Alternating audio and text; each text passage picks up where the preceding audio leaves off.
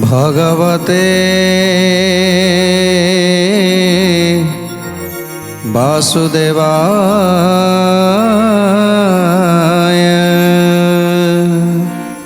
जेतेबेले जम जंत्रणा दिए सेतेबेले जीव कष्ट पाए आउ से कांदिबा को चेष्टा कले भी कांदी पारे ना।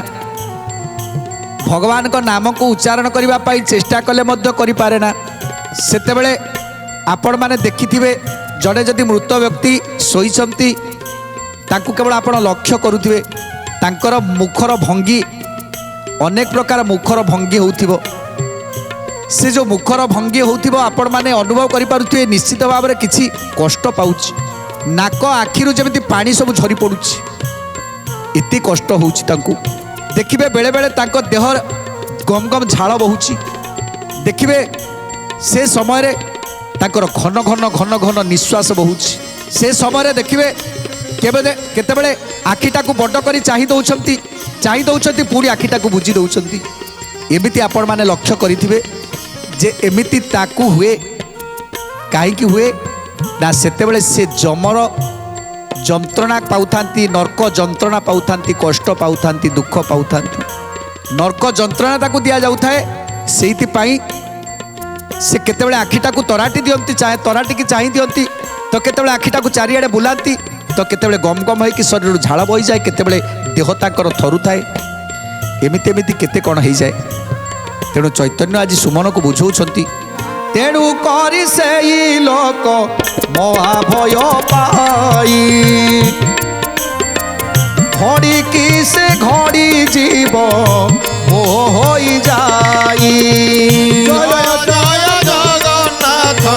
जगतर नाथ जय जय जगन्नाथ अनाथर नाथ। काकू किस कइब न फिटई तुंड तापनल तार दहु थाई पिंड। जय जय जगन्नाथ जगतर नाथ जय जय जगन्नाथ अनाथर नाथ। बेढ़ी बसी ताकू सर्वबंधु जन ता भय विनाशने के नुहंती भाजन पीट छाड़ी जीव जीवा पाई करे लोभ विचारु थाए क्षणी देवे प्राभव। जय जय जगन्नाथ जगतर नाथ जय जय जगन्नाथ अनाथर नाथ। तेणु से घड़ी की घड़ी कौन करे ना मूर्छा जाए केतेबेले अवश ही पड़ीजीव शोईथिबो आखि बुझीदेव आमे समस्ते जिते डाकिले से शुणंतिनी पुणी केतेबेले चेतना पाइला परे पुणी थरे चाहि उठिबे जेतेबेले ऊर्ध्वश्वास बहे सेतेबेले तार कष्ट धीरे धीरे धीरे धीरे प्रशमित होउथाए। सबु कष्ट को सबु नर्क जंत्रणा को से भोग करुथाए आ तापरे ता चारि पाखरे ता परिवार जन थांती बंधु माने थांती पुओ झियो नाती नातुणी स्त्री ता परिवार जेते समस्त अछंती भाई बंधु कुटुंब समस्ते ता पाखरे थिबे हेले से समय जो जंत्रणा होउथिबो जो दंड पाउथिबो से दंडर उद्धार कला वाला ये केही नांती। से माने केवल जगी बसिथिबे ए चारिपटरे घेरिकी बसिथिबे आउ सेतेबेले नर्क जंत्रणा भोग करुथिबा ए शरीर नर्क जंत्रणा भोग करुथिबो हेले केही किछि करि पारु नथिबे। तापरे जेतेबेले तार नर्क जंत्रणा सरीजीव तार पिंडरू प्राणटा को काढ़ा चेष्टा करेंगे जमदूत माने तार पिंडरू प्राणटा को जितेबले काढ़ा को चेष्टा करेंगे सेतेबेले ताकू अत्यंत कष्ट हम अत्यंत कष्ट जेमिति जेमिति ये श्वान शृगाल ये बाघ ये सर्प आउ ये समस्ते जमिति घेरी जाइछन्ति आ समस्ते ताकू कामुड़िबा को लागिछन्ति ଯେମିତି କୋଟି କୋଟି ବିଛା ମାନେ ଆସିକି କାମୁଡ଼ୁଛନ୍ତି, କୋଟି କୋଟି ସର୍ପ ମାନେ ଦଂଶନ କରୁଛନ୍ତି, ସେଇଭଳି କଷ୍ଟ ଯାତନା ଲାଗିବ। ଆଉ ତାପରେ ଯମ ଦୂତମାନେ ସେ ଆତ୍ମାଟାକୁ ସଙ୍ଗେ ସଙ୍ଗେ କାଢ଼ି ନେବେ ଶରୀରରୁ। ଯେତେବେଳେ ଶରୀରରୁ ଆତ୍ମାଟାକୁ କାଢ଼ି ନେଲେ ସେତେବେଳେ ଶରୀର ନିଶ୍ଚଳ ହେଇଯିବ। ତାପରେ ପରିଜନ ମାନେ ଯେତେବେଳେ ଦେଖିବେ ଯେ ଆଉ ତାଙ୍କର ଏ ଶରୀରରେ ତାଙ୍କର ଆଉ ପ୍ରାଣ ନାହିଁ, ସେତେବେଳେ କାନ୍ଦିବେ। ଇଏ ଯମଦୂତ ମାନେ କ'ଣ କରିବେ ନା ସେ ଆତ୍ମାକୁ ବାନ୍ଧି ନେଇକି ଯିବେ। ଆମେ ଏବେ ସମସ୍ତେ ମୃତ୍ୟୁକୁ ଭୟ କରନ୍ତି, ହେ କିଏ ମରିବ, କାହିଁକି ପ୍ରଭୁ ମୋତେ ଏତେ ଶୀଘ୍ର ମାରନା, ପ୍ରଭୁ ମୋତେ ବଞ୍ଚିବାର ଅଛି, ଅନେକ ଦିନ ବଞ୍ଚିବାର ଅଛି। କିନ୍ତୁ ଯେତେବେଳେ ଯମ ଯନ୍ତ୍ରଣା ହେବ ସେତେବେଳେ ଏ ଜୀବ ଚାହିଁବ କେମିତି ଏ ପିଣ୍ଡରୁ ମୁଁ ବାହାରିକି ପଳେଇବି, ସମସ୍ତଙ୍କୁ ଡାକିବ ମୋ କେମିତି ଏ ଜୀବନଟା ଚାଲିଯାଉ, କେମିତି ଏ ପିଣ୍ଡରୁ ପ୍ରାଣଟା ନେଇଯାଅ, ହେ ଯମଦୂତ ମାନେ ମୋ ପିଣ୍ଡରୁ ଏ ପ୍ରାଣଟାକୁ ନେଇଯାଅ, କାଢ଼ି ନିଅ। ଯେତେବେଳେ ତାର ସବୁ କଷ୍ଟ ଯନ୍ତ୍ରଣା ସବୁକିଛି ଯନ୍ତ୍ରଣାରେ ଛଟପଟ ହୋଇ ଯେତେବେଳେ କହିବ ଏ ଶରୀରରୁ ଏ ପିଣ୍ଡରୁ ପ୍ରାଣଟାକୁ କାଢ଼ି ନିଅ, ସେତେବେଳେ ଯାଇ ଯମଦୂତ ମାନେ ସେ ପିଣ୍ଡରୁ ପ୍ରାଣଟାକୁ କାଢ଼ି ନେବେ। ତା ପିଣ୍ଡରୁ ପ୍ରାଣ ବେଗେ କରିନ ବାହାର, ଏହିପରି ସମୟରେ ଯମର ଡଗର। ଜୟ ଜୟ ଜଗନ୍ନାଥ ଜଗତର ନାଥ, ଜୟ ଜୟ ଜଗନ୍ନାଥ ଅନାଥର ନାଥ। ଯାତନା ପଥରେ ତାକୁ ନ୍ୟମ୍ତି ଘୋଷରାଇ, ନାନାଦି ପ୍ରକାରରେ ଦଣ୍ଡମାନ ଦେଇ। ଜୟ ଜୟ ଜଗନ୍ନାଥ ଜଗତର ନାଥ, ଜୟ ଜୟ ଜଗନ୍ନାଥ ଜଗତର ନାଥ। যেতে পাপ পূর্ব জন্মে থায়ে সে করিণ, কেতে পাপ এ জনমে ভোগই সে জাণ। জয় জয় জগন্নাথ জগতর নাথ, জয় জয় জগন্নাথ অনাথর নাথ। যেতেবেলে যমদূত মানে তা পিণ্ডরু প্রাণটাକୁ কাঢ়ি নিয়ନ୍ତି, ସେତେବେଳେ ସମସ୍ତେ ତା ଚାରିପାଖରେ ପିଣ୍ଡ ଚାରିପାଖରେ ବସି ସେତେବେଳେ ତା ପରିବାର ଜନ ରୋଦନ କରନ୍ତି, କାନ୍ଦନ୍ତି। ତା ପରିବାର ମାନେ ତାର କଥାକୁ ମନେ ପକେଇ କାନ୍ଦନ୍ତି। ସେତେବେଳେ ମୁଣ୍ଡ ପିଟିକି ସମସ୍ତେ ଯେତେବେଳେ ଭୋ ଭୋ ରଡ଼ି ଛାଡ଼ନ୍ତି। ଶରୀର ଥାଏ ସିନା, ହେଲେ ଆତ୍ମା ଯମଦୂତଙ୍କ ଫାଶରେ ବନ୍ଦୀ ହେଇକି ରହିଥାଏ। ତେଣୁ ସେତେବେଳେ ଯମଦୂତଙ୍କୁ ଅନୁରୋଧ କରେ, ହେ ଯମଦୂତ ମାନେ ମୋତେ ତୁମେମାନେ ନେଇଯିବ, ମୋ ପାପର ଦଣ୍ଡ ମୋତେ ଦବ, ମୁଁ ଏହା ଜାଣେ।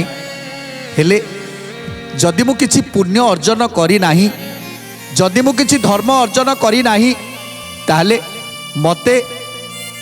ମୁଁ ଯାହା ପାଇଁ ସବୁ ପୁଣ୍ୟ ଅର୍ଜନ କରିପାରିନି, କାହା ପାଇଁ ନା ମୋ ପରିବାର ପାଇଁ। ମୋ ପରିବାର ପାଇଁ କେବଳ ମୁଁ ପୁଣ୍ୟ ଅର୍ଜନ କରିପାରିନି, ଧର୍ମ ଅର୍ଜନ କରିପାରିନି। କାହିଁକି ନା ମୁଁ ସେଇମାନଙ୍କ ଚିନ୍ତାରେ ରହିଥିଲି ଯେ ମୋ ସ୍ତ୍ରୀ କି କେମିତି ଖୁସିରେ ରଖିବି, ମୋ ପିଲାମାନେ କେମିତି ପାଠଶାଠ ପଢ଼ି ମଣିଷ ହେବେ, ମୋ ପିଲାମାନେ କେମିତି ଆଗକୁ ଯିବେ, ପାଠ ପଢ଼ିବେ, ଚାକିରି କରିବେ, ରୋଜଗାର କରିବେ। ତେଣୁ ମୁଁ କେମିତି ଅଧିକରୁ ଅଧିକ ଧନ ରୋଜଗାର କରିବି, କେଉଁ ବାଟରେ କେଉଁ କର୍ମ କରି ମୁଁ ଅଧିକରୁ ଅଧିକ ଧନ ରୋଜଗାର କରିବି, ସେ କଥା ମୁଁ କେବଳ ଚିନ୍ତା କଲି। ତେଣୁ ମୁଁ କିଛି ଧର୍ମ ଅର୍ଜନ କରିପାରିଲି, କାରଣ ସମୟ ଗୁଡ଼ିକ ମୋର ବୃଥାରେ ଚାଲିଗଲା। ଯେଉଁ ସମୟ ମୋତେ ଦିଆଯାଇଥିଲା ସେ ସମୟ ଭିତରେ ମୁଁ କିଛି ଧର୍ମ କରିପାରିଲିନି, କିଛି ପୁଣ୍ୟ ଅର୍ଜନ କରିପାରିଲିନି। କାରଣ ମୁଁ କେବଳ ଏ ସଂସାର ଜଞ୍ଜାଳରେ ବାନ୍ଧି ହେଇକି ରହିଗଲି।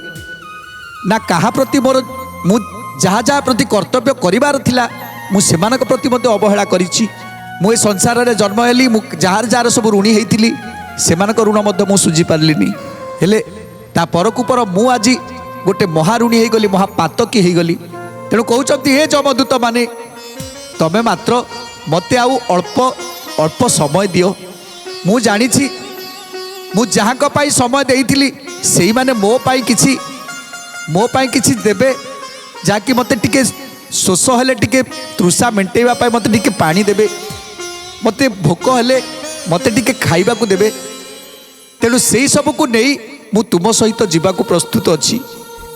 ଆଉ ମୋ ପାଖରେ କିଛି ନାହିଁ, ଖାଇବା ପାଇଁ ନାହିଁ, ପିଇବା ପାଇଁ ନାହିଁ, ରହିବା ପାଇଁ ନାହିଁ, ତେଣୁ ମୁଁ ଯିବି କେମିତି?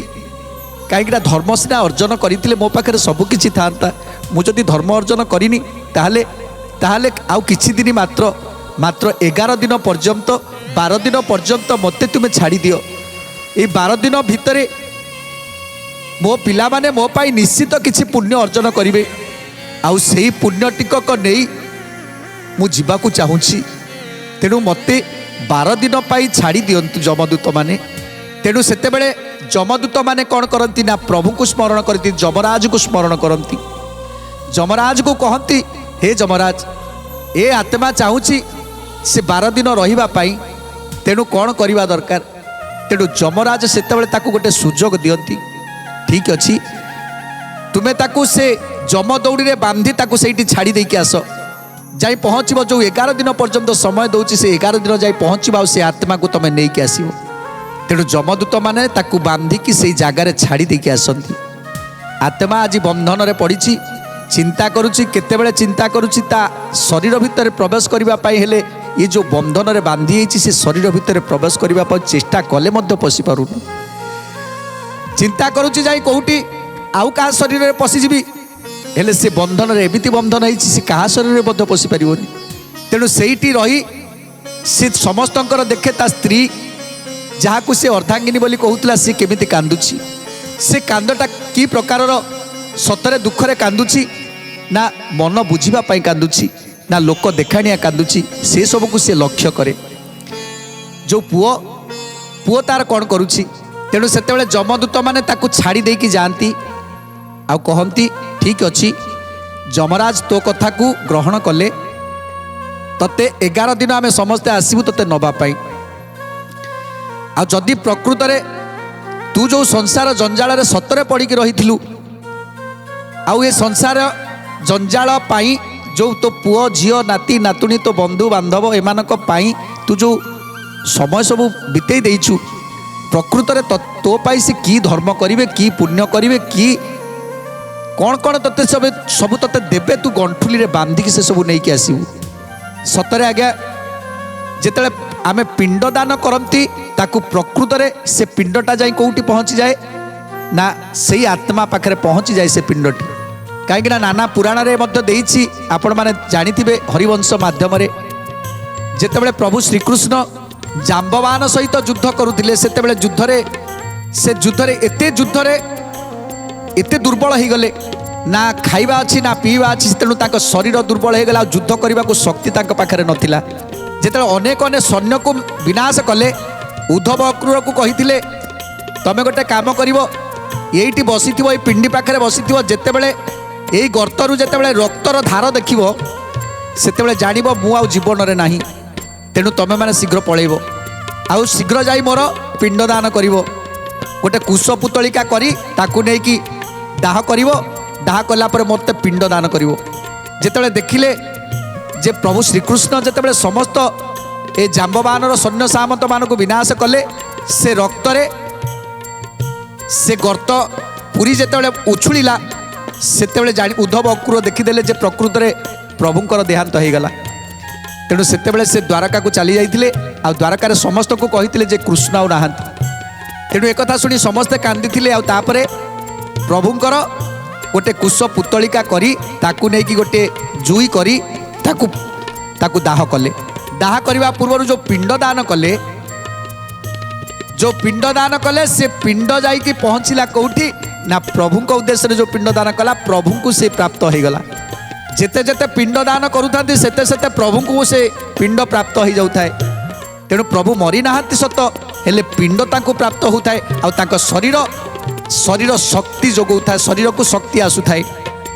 ତେଣୁ ପ୍ରଭୁ ଯେତେବେଳେ ଦେଖିଲେ ଯେ ତାଙ୍କ ଶରୀରକୁ ଶକ୍ତି କେଉଁଠୁ ଆସୁଛି, ଜାଣିପାରିଲେନି ପ୍ରଭୁ ଯେ ମୁଁ ନ ଖାଇକି ସୁଦ୍ଧା ମୋତେ ଖାଇଲା ଭଳି ଲାଗୁଛି, ମୋ ପେଟ ପୁରିଲା ଭଳି ଲାଗୁଛି, ତେଣୁ ଏସବୁ କେମିତି ସମ୍ଭବ ହେଉଛି। ତେଣୁ ଯେତେବେଳେ ତାଙ୍କର ଦୁର୍ବଳ ଶରୀର ପୁଣି ଥରେ ସବଳ ହେଇଗଲା, ପୁଣି ଥରେ ଶକ୍ତି ଆସିଗଲା, ତେଣୁ ସେତେବେଳେ ଜାମ୍ବବାନର ସମସ୍ତ ସୈନ୍ୟକୁ ବିନାଶ କରି ଜାମ୍ବବାନ ସହିତ ଯୁଦ୍ଧ କରି ତାକୁ ପରାସ୍ତ କଲେ। ତେଣୁ ପିଣ୍ଡଦାନ କଲା ମାତ୍ରେ ସେ ପିଣ୍ଡ ଯାଇକି ସେଇ ଆତ୍ମା ପାଖରେ ପହଞ୍ଚିଥାଏ, ଯେଉଁ ଆତ୍ମାକୁ ଆମେ ଦାହ କରିକି ଯାହାକୁ ପିଣ୍ଡଦାନ କରୁଥାନ୍ତି। ଯେମିତି ସୀତା ମା ଯେମିତି ବାଲିପିଣ୍ଡରେ ଦେଇଦେଲେ ତାଙ୍କୁ ଦଶରଥଙ୍କୁ ପ୍ରାପ୍ତ ହେଇଥିଲା, ସେମିତି ପିଣ୍ଡଦାନ କଲେ ତାଙ୍କର ଯେଉଁ ପୁତ୍ର ପୌତ୍ରାଦି ମାନେ ଅଛନ୍ତି ସମସ୍ତେ ପିଣ୍ଡଦାନ କଲା ମାତ୍ରେ ସେ ପିଣ୍ଡଟା ଯାଇକି ତାଙ୍କ ପାଖରେ ପହଞ୍ଚିବ ଆଉ ତାଙ୍କୁ ଶକ୍ତି ଯୋଗାଇବ। କ'ଣ ପାଇଁ ଶକ୍ତି ଯୋଗାଇବ ନା କେବଳ ଏ ମର୍ତ୍ତ୍ୟରୁ ସ୍ୱର୍ଗଧାମକୁ ଯିବାକୁ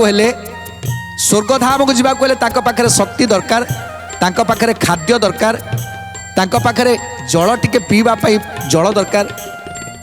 ତେଣୁ ସେଇଥିପାଇଁ ତାଙ୍କୁ 11 ଦିନ ପର୍ଯ୍ୟନ୍ତ ଛାଡ଼ି ଦେଇକି ଗଲେ। ତେଣୁ ତାଙ୍କ ପୁତ୍ର ନାତି ତାଙ୍କ ବନ୍ଧୁ ବାନ୍ଧବ ଜ୍ଞାତି କୁଟୁମ୍ବ ମାନେ କ'ଣ କଲେ ନା ତାଙ୍କ ପାଇଁ ପିଣ୍ଡର ବ୍ୟବସ୍ଥା କଲେ, ପିଣ୍ଡ ଦାନ କଲେ। ଏ ଯେଉଁ ଘର ଦ୍ୱାର ସୁନ୍ଦର ଭାବରେ ମାନେ ଶୌଚ କଲେ, ଶୁଦ୍ଧି କଲେ, ନିଜେ ମଧ୍ୟ ଶୁଦ୍ଧି ହେଲେ ଆଉ ଏ ଘର ଦ୍ୱାର ପରିଷ୍କାର ପରିଚ୍ଛନ୍ନ ଶୁଦ୍ଧ ଭାବରେ କଲେ। କାହିଁକି? ଆଉ ଏଇଥିପାଇଁ କଲେ ଯେ ଦେବଗଣ ମାନେ ଆସନ୍ତୁ, ଆମ ପିତାକୁ ଦେବତା ମାନେ ନେଇକି ଯାଆନ୍ତୁ। ତେଣୁ କ'ଣ କଲେ ନା ଭଜନ କୀର୍ତ୍ତନ କଲେ। ତେଣୁ ଯେତେବେଳେ ଭଜନ କୀର୍ତ୍ତନ କରନ୍ତି, ଭାଗବତ ପାଠ କରନ୍ତି, ସେତେବେଳେ ଜୀବ ସେ ସବୁକୁ ମନ ଧ୍ୟାନ ଦେଇକି ଶ୍ରବଣ କରେ। ସେତେବେଳେ ସେ ଆତ୍ମା ମନ ଧ୍ୟାନ ଦେଇକି ଶ୍ରବଣ କରେ। ପୁଅ କେମିତି କାନ୍ଦୁଛି, ପ୍ରକୃତରେ ସେ କାନ୍ଦରେ ତାର ଛଳନା ଅଛି କି ଭାବ ଅଛି ସେ କଥାକୁ ମଧ୍ୟ ଦେଖନ୍ତି। ଏ ଯେଉଁ ବନ୍ଧୁ ବାନ୍ଧବ ଜ୍ଞାତି କୁଟୁମ୍ବ ଆସିଥାନ୍ତି ସମସ୍ତେ ତାଙ୍କ ପାଇଁ ଲୁହ ଢାଳୁଥାନ୍ତି, ତାଙ୍କ ସ୍ମୃତିକି ମନେ ପକାଉଥାନ୍ତି। ତେଣୁ ସେମାନଙ୍କ ପାଖକୁ ଏ ଆତ୍ମା ଯାଉଥାଏ, ସେମାନଙ୍କର ଦୁଃଖକୁ ଦେଖୁଥାଏ, ଇଚ୍ଛା ହେଉଥାଏ ଟିକେ ଲୁହ ପୋଛି ଦେବା ପାଇଁ, ହେଲେ ଲୁହ ପୋଛି ପାରେ ନା। ଆଉ ଏ ଭଜନ କୀର୍ତ୍ତନକୁ ଶ୍ରବଣ କରେ। ସେ ଯେଉଁ ପିଣ୍ଡ ଦାନ କରନ୍ତି ସେ ପିଣ୍ଡ ଦାନକୁ ଭକ୍ଷଣ କରେ, ସେ ପିଣ୍ଡ ଦାନରେ ଉଦର ତୃପ୍ତ କରେ। ଆଉ ଯେଉଁ ଜଳ ଦାନ କରନ୍ତି ସେ ଜଳକୁ ଟିକେ ପିଇ ତାକୁ ମଧ୍ୟ ତୃଷା ନିବାରଣ କରେ। ଏମିତି ଅନ୍ନ ଜଳ ବସ୍ତ୍ରକୁ ଦାନ କରୁଥାନ୍ତି ତାଙ୍କର ପୁତ୍ର ପୌତ୍ରାଦି ମାନେ। ଅନ୍ନ ଜଳ ବସ୍ତ୍ରକୁ ଦାନ କରନ୍ତି। ଆଉ କ'ଣ କରନ୍ତି ନା ପିତାଙ୍କ ନିମନ୍ତେ ବ୍ରାହ୍ମଣମାନଙ୍କୁ ଭୋଜନ ଦେଇଥାନ୍ତି। କାହିଁକି ଜାଣିଛନ୍ତି ନା ବ୍ରାହ୍ମଣମାନଙ୍କୁ ଭୋଜନ ଦେଲେ, ଦାନ କଲେ, ସେ ଦାନ ଆମ ପିତାଙ୍କ ନିକଟରେ ଯାଇ ପହଞ୍ଚିଯିବ। ତେଣୁ ସେଇଥିପାଇଁ ବ୍ରାହ୍ମଣମାନଙ୍କୁ ଡାକି ତାଙ୍କୁ ଅନ୍ନ ଜଳ ବସ୍ତ୍ରରେ ତାଙ୍କୁ ତୃପ୍ତ କରନ୍ତି, ତାଙ୍କୁ ଶାନ୍ତି କରାନ୍ତି। ଜ୍ଞାତି କୁଟୁମ୍ବକୁ ଡାକି ତାଙ୍କୁ କେବଳ କ'ଣ ଭୋଜନ ଦେଇଥାନ୍ତି ନା କେବଳ ମହାପ୍ରସାଦ ଅବଢ଼ାକୁ ଭୋଜନ କରାଇଥାନ୍ତି, ମହାପ୍ରସାଦ ନିର୍ମାଲ୍ୟକୁ ଦେଇଥାନ୍ତି। ତେଣୁ ମହାପ୍ରସାଦ ନିର୍ମାଲ୍ୟକୁ ପାଇଲା ପରେ ନିଶ୍ଚିତ ଭାବରେ ସେ ଆତ୍ମା ପୁଣ୍ୟ ଲାଭ କରିଥାଏ। ଯେଉଁ 11 ଦିନ ପର୍ଯ୍ୟନ୍ତ ଏସବୁ କର୍ମ କରନ୍ତି, ପିଣ୍ଡଦାନ କରନ୍ତି, ଏସବୁ କର୍ମ କରନ୍ତି, ଭାଗବତ ପାଠ କରନ୍ତି, ସବୁ କରନ୍ତି, ଏ ଘର ଦ୍ୱାରକୁ ପରିଷ୍କାର ପରିଚ୍ଛନ୍ନ କରନ୍ତି, ସୁନ୍ଦର ଭାବରେ ସଜେଇ ଦେଇଥାନ୍ତି। କାହିଁକିନା ଦେବତାମାନେ ଆସିବେ, ଯେଉଁଠି ପରିଷ୍କାର ଥାଏ, ଯେଉଁଠି ଆଚାର ଥାଏ, ସେ ଜାଗାରେ ପ୍ରଭୁ ବିରାଜମାନ କରିଥାନ୍ତି। ତେଣୁ ପ୍ରଭୁ ଆସିବା ପାଇଁ ଏସବୁ ଆଜି ସବୁ ସଜାସଜି କରିଥାନ୍ତି ଯେ ପ୍ରଭୁ ଆସିବେ, ସେ ମହାନ ଆତ୍ମାକୁ ଆମର ନେଇକି ଯିବେ, ଆମ ପିତାଙ୍କର ଆତ୍ମାକୁ ନେଇକି ଯିବେ କି ଆମର ମାଆଙ୍କର ଆତ୍ମାକୁ ନେଇକି ଯିବେ। ତେଣୁ ସେଇଥିପାଇଁ ଏସବୁ ଶୁଦ୍ଧି କାର୍ଯ୍ୟ ଆଜି ସମାପ୍ତ କରନ୍ତି। ଆଉ ଏକାଦଶ ମଧ୍ୟରାତ୍ରେ ପ୍ରେତ ଯାନ୍ତି ଜମାଳୟ। ତେଣୁ ଯେତେବେଳେ ଆତ୍ମା ତାଙ୍କର ପିଲାମାନେ ଯେଉଁ ପିଣ୍ଡକୁ ଦେଉଥାନ୍ତି ସେ ପିଣ୍ଡକୁ ଗ୍ରହଣ କରୁଥାନ୍ତି। ଆଉ ଯେଉଁ ବ୍ରାହ୍ମଣମାନଙ୍କୁ ଭୁରି ଭୋଜନ କରାଇଥାନ୍ତି, ଅନ୍ନ ବସ୍ତ୍ର ଜଳ ଦେଇଥାନ୍ତି, ସେଥିରେ ମଧ୍ୟ କିଛି ପୁଣ୍ୟ ଅର୍ଜନ କରିଥାନ୍ତି। ଗରିବ ଦୁଃଖୀ ରଙ୍କୀମାନଙ୍କୁ ଯେଉଁ ତାଙ୍କ ପିଲାମାନେ ଦାନ ଧର୍ମ କରିଥାନ୍ତି, ସେମାନଙ୍କୁ ଯେଉଁ ଗରିବ ଦୁଃଖୀମାନଙ୍କୁ କିଛି କିଛି ଦାନ କରୁଥାନ୍ତି, ସେହି ସମୟରେ ସେତେବେଳେ ମଧ୍ୟ ସେ ପୁଣ୍ୟ କିଛି ସେ ଗ୍ରହଣ କରନ୍ତି। ଏସବୁ ଗ୍ରହଣ କଲା ପରେ ଭାଗବତ ପାଠ ହୁଏ। ଯେତେବେଳେ ସେ ଆତ୍ମାକୁ ନେବା ପାଇଁ ଯେତେବେଳେ ଦେବତାମାନେ ଆସି ପହଞ୍ଚନ୍ତି ସେତେବେଳେ ଭାଗବତ ଚାଲୁଥାଏ, କୀର୍ତ୍ତନ ଚାଲୁଥାଏ। ତେଣୁ ଏ ସମୟରେ ଯେତେବେଳେ ଆସନ୍ତି ଯମଦୂତମାନେ ଏଠି ଆଉ ପଶି ପାରନ୍ତିନି। କାହିଁକି ନା ସେତେବେଳେ ଏ ଆତ୍ମା ସେଇ ନାମକୁ ଭଜନ କରୁଥାଏ। କେଉଁ ନାମକୁ ନା ଆତ୍ମା ଯେତେବେଳେ ଜାଣିଗଲା ଯେ ମୁଁ ପାପ କରିଛି, ବହୁତ ପାପ କରିଛି, ଜୀବନରେ ଟିକେ ହରିନାମ ଧରିପାରିନି, ସେତେବେଳେ ତୁଣ୍ଡରେ ଟିକେ ହରିନାମ ଧରିବାକୁ ପଡ଼ିବ। ତେଣୁ ସେତେବେଳେ ଯେତେବେଳେ ଘରେ ନାମ ସଂକୀର୍ତ୍ତନ ହେଉଥିବ, ଯେତେବେଳେ ବ୍ରାହ୍ମଣମାନେ ଭୋଜନ କରି ଯେଉଁ ପୁଣ୍ୟ ଅର୍ଜନ କଲେ, ପିଣ୍ଡଦାନ ପାଇଲା ପରେ ସେତେବେଳେ ଆନନ୍ଦ ମନରେ ସେ ହରେ କୃଷ୍ଣ ମହାମନ୍ତ୍ରକୁ ଜପ କରୁଥିବ। ସେତେବେଳେ ଆଉ ଯମଦୂତମାନେ ଆସିବେନି। ସେତେବେଳେ ଆସି ପହଞ୍ଚିଯିବେ କିଏ ନା ଦେବଦୂତ ମାନେ ଆସିଯିବେ। ସେହି ସମୟରେ ସେ ଆତ୍ମାକୁ ନେଇକି ଚାଲିଯିବେ। ଦେବଦୂତ ମାନେ ନେଲା ପରେ ତାପରେ ଯାଇ ଆରାମସେ ପହଞ୍ଚିଯିବ ସେଇ ଜାଗାରେ, ବୈକୁଣ୍ଠପୁରରେ ପହଞ୍ଚିଯିବ। ଆଉ ତାପରେ ତାର ବିଚାର ଆରମ୍ଭ ହେବ। ତାର ବିଚାର ହେବ। ବିଚାର ପରେ ପୁଣି ସେ କେଉଁ ଘଟରେ ତାକୁ ସ୍ଥାନ ଦେବେ ସେ କଥା ପ୍ରଭୁ ବିଚାର କରିବେ। ଯେ ୟାର ଜୀବନରେ ଏତିକି ପାପ କରିଥିଲା, ସେ ଏତିକି ପୁଣ୍ୟ ଅର୍ଜନ କରିଛି, ଆଉ ତା ପିଲାମାନେ ଯାହାଙ୍କ ପାଇଁ ଏ ସଂସାର ସେ ଯେଉଁ ସଂସାର ଜଞ୍ଜାଳରେ ବୁଡ଼ି ରହିଥିଲା ତା ପିଲାମାନେ ମଧ୍ୟ ତା ପାଇଁ ଏତିକି କର୍ମ କରିଛନ୍ତି। ତେଣୁ ତାର ଏତିକି ପୁଣ୍ୟ ହେଇଛି, ଏତିକି ପାପ ହେଇଛି, ତେଣୁ ତାକୁ ନେଇକି ଏଇ ଘଟରେ ସ୍ଥାପନ କରିଦିଆଯାଉ। ତେଣୁ ତାକୁ ଗୋଟେ ଏମିତି ଘଟରେ ସ୍ଥାପନ କରିଦିଅନ୍ତି ଯେଉଁ ପରିବାରରେ ନେଇକି ରଖନ୍ତି, ଯେଉଁ ପରିବାରରେ ନେଇ ରଖନ୍ତି ତା ପାପ ଅନୁସାରେ, ତା ପୁଣ୍ୟ ଅନୁସାରେ ସେଇଭଳି ପରିବାରରେ ନେଇକି ଜନ୍ମ ଦିଅନ୍ତି ତାକୁ। ତେଣୁ ଆଜି ଚୈତନ୍ୟ କହୁଛନ୍ତି, ହେ ସୁମନ, ଏଥର ତମେ ଜାଣିଲ ଏ ମଣିଷର କର୍ତ୍ତବ୍ୟ କ'ଣ? ଜନ୍ମ ହେଇଛ ମାନେ କ'ଣ କରିବା ଦରକାର ନା ଜୀବରେ ଦୟା, ନାମରେ ବିଶ୍ୱାସ। ସବୁବେଳେ ଏ ଜୀବ ଉପରେ ଦୟା କରୁଥିବ। ଗୋଟିଏ ଛୋଟିଆ ପିମ୍ପୁଡ଼ିଟେ ହେଲେ ମଧ୍ୟ ତାର ଜୀବନ ଅଛି, ଆଉ ତା ଘଟରେ ମଧ୍ୟ ପ୍ରଭୁ ବିରାଜମାନ କରିଛନ୍ତି। ତା ଉପରେ ମଧ୍ୟ ଟିକେ ଦୟା କରିବା ଦରକାର। ପିମ୍ପୁଡ଼ିଟିଏ ଧରୁଛନ୍ତି, ଆମେ ଦଳି ଦେଉଛନ୍ତି, କାହିଁକି କାମୁଡ଼ି ଦେଲା ମୋତେ, ତାକୁ ଆମ ପାଖରେ ବଳ ଅଛି ବୋଲି, ଆମ ପାଖରେ ଶକ୍ତି ଅଛି ବୋଲି ସେ ଛୋଟିଆ ଜନ୍ତୁଟା ଉପରେ ଆମେ ଦାଉ ସାଧି ଦେଲେ, ତାକୁ ସାଙ୍ଗେ ସାଙ୍ଗେ ଆଣିଲେ, ତାକୁ ଦଳିଦେଲେ, ତାକୁ ମାରିଦେଲେ। ଜୀବରେ ଆମ ପାଖରେ ସେଠି ଦୟା କେଉଁଠୁ ଆସିଲା? ସେ ତ ଆମକୁ କାମୁଡ଼ିଲା, ଆମେ ତାକୁ ମାରିଦେଲେ। ଆଜି ଯଦି ଜଣେ ସେ ଛୋଟିଆଟେ ନ ହେଇଥାଉ, ଯଦି ଆଉ ଜଣେ କେହି ଆମକୁ ମାରିଦିଏ କି ଛୋଟିଆ ପିମ୍ପୁଡ଼ିଟିଏ କେତିକି ଜୋରେ କାମୁଡ଼ିଥିବ, ଆମେ ତାକୁ ମାରିଦେଲେ, ତାହେଲେ ଆମକୁ ଯଦି ଆଉ ଜଣେ କିଏ ବଡ଼ ଲୋକଟିଏ ଆମକୁ ଲୋକଟିଏ ଆସିକି ମାରିଦିଏ ଚାପୁଡ଼ାଟେ, ଆମେ ତାକୁ ମାରିପାରିବା? ଆମେ ତାକୁ କେବେ ମାରିପାରିବା? ତାକୁ ମାରିବାନି। ମାରିବାର ଶକ୍ତି ଆମ ପାଖରେ ନଥିବ। ନାହିଁ ସେ ଶକ୍ତି ଆମ ପାଖରେ, କାହିଁକିନା ଆମ ବିବେକ ବାଧା ଦେବ। ଆମେ କେବେ ତାକୁ ମାରିପାରିବାନି। କିନ୍ତୁ ଗୋଟେ ପିମ୍ପୁଡ଼ିଟାକୁ ଆମେ ଦଳିକି ତାକୁ ମାରିଦେଲେ, କାହିଁକିନା ଟିକିଏ କଷ୍ଟ ହେଲା ବୋଲି, ଟିକିଏ ପିମ୍ପୁଡ଼ିଟା କାମୁଡ଼ିଦେଲା, ରୁଟ୍ କିନା କାମୁଡ଼ିଦେଲା, ଟିକିଏ କଷ୍ଟ ହେଲା, ତାକୁ ଜୀବନରୁ ମାରିଦେଲେ। ହେଲେ ଜଣେ ଆମକୁ ଏତେ ବଡ଼ ଆଘାତ ଦେଲା, କାହିଁକି ତାର ଆମେ କିଛି କରିପାରିଲେନି। ଆଜି ସେ ବଡ଼ ଲୋକଟି ମାରିଲା, ତା ପ୍ରତି ଯେତିକି ତମ ବିବେକ ତମକୁ ବାଧା ଦେଲା ଯେ ତାକୁ ମୁଁ ମାରିପାରିବିନି, ସେମିତି ସେ ବିବେକ କ'ଣ ବାଧା ଦେଉନି ଏ ଛୋଟିଆ ଜୀବଟିକୁ ମାରିବା ପାଇଁ? ସେ ଯେଉଁ ଛୋଟିଆ ଜୀବଟିକୁ ମାରୁଛନ୍ତି ସେତେବେଳେ କ'ଣ ଦୟା ଟିକେ ଆସୁନି? ତେଣୁ ଜୀବରେ ସବୁବେଳେ ଦୟା ରଖିବା ଦରକାର, ଆଉ ନାମରେ ସଦାସର୍ବଦା ବିଶ୍ୱାସ ରଖିବା ଦରକାର। ଯେ ପ୍ରତିଦିନ ପ୍ରତି ମୁହୂର୍ତ୍ତ ଯେମିତି ଆମେ ନିଶ୍ୱାସ ନେଉଛନ୍ତି, ସ୍ୱହଂ ହଂସ ଯେତେବେଳେ ନିଶ୍ୱାସ ପ୍ରଶ୍ୱାସ ନେଉଛନ୍ତି ସେତେବେଳେ ସେଇ ଗୋଟିଏ ନାମ ସବୁବେଳେ ଉଚ୍ଚାରଣ କରୁଥିବା ଦରକାର, ଯେଉଁ ନାମଟି ଆମର ଘୋଷା ହେଇଯାଉଥିବ, ଏମିତି ଜପ କରୁଥିବା। ତେଣୁ ସଦାସର୍ବଦା ନାମରେ ବିଶ୍ୱାସ, ଜୀବରେ ଦୟା କରିବା ଦରକାର। ଚୈତନ୍ୟ କହୁଛନ୍ତି, ହେ ସୁମନ, ଯଦି ଏଇ ଦୁଇଟି ମନ୍ତ୍ର ଯଦି ଏ ମଣିଷ ସବୁବେଳେ ଧାରଣ କରିବ, ତାହେଲେ ନିଶ୍ଚିତ ଭାବରେ ତାକୁ ଯମ ଯନ୍ତ୍ରଣା କେବେ ହେବନି। ଏ ଯେଉଁ ଯମ ଯନ୍ତ୍ରଣା ନା, ସେ କେବେ ବି ହେବନି। ଆଉ ସେ ନିଶ୍ଚିତ ଭାବରେ ବୈକୁଣ୍ଠ ଗମନ କରିବ। ଆଉ ପରଜନ୍ମରେ ଯେତେବେଳେ ଜନ୍ମ ହେବ, ସେ ପୁଣି ମଣିଷ ଜନ୍ମ ହେଇକି ଜନ୍ମ ହେବ। ଆଉ କ'ଣ କହୁଛନ୍ତି ଚୈତନ୍ୟ? ସୁନ୍ଦର କଥା ଜାଣିବା ପରବର୍ତ୍ତୀ ଅଧ୍ୟାୟରେ। ଆଜି ତ ସମୟ ଇସାରା ଦେଲାଣି, ଆଜି ପାଇଁ ବାଣୀକୁ ବିରାମ ଦେବା। ଟିକେ ପ୍ରଭୁଙ୍କର ନାମ ସଂକୀର୍ତ୍ତନ କରି ଆଜିର କାର୍ଯ୍ୟକ୍ରମ ସମାପ୍ତ କରିବା। ରାଧେ ଗୋବିନ୍ଦ ଗୋବିନ୍ଦ ଭଜ ଭଜ ରେ, ରାଧେ ଗୋବିନ୍ଦ ଗୋବିନ୍ଦ ଭଜ ଭଜ ରେ, ରାଧେ ଗୋବିନ୍ଦ